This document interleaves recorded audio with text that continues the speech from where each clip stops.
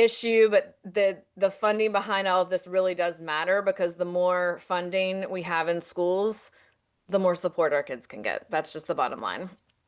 So within the public schools, you will have a whole range of services, all the way from your child being in a general education classroom with a 504 plan. So a 504 plan is going to mean that they have accommodations, but the curriculum is not changed in any way, and your child is not pulled out of class.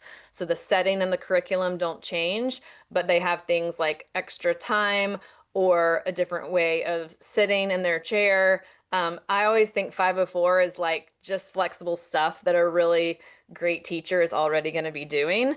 Most kids will have a 504 so that they can have a separate testing setting for standardized testing, so that they can have a quiet area for that.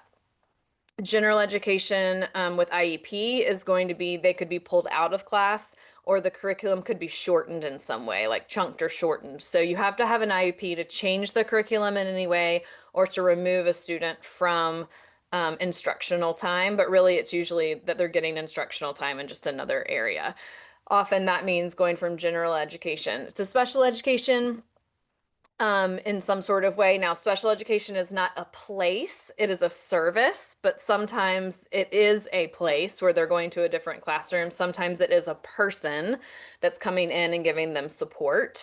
And then farther along on the higher needs is, does a child need to be in a special education classroom all day, or do they need to be in the general education classroom with additional adult support?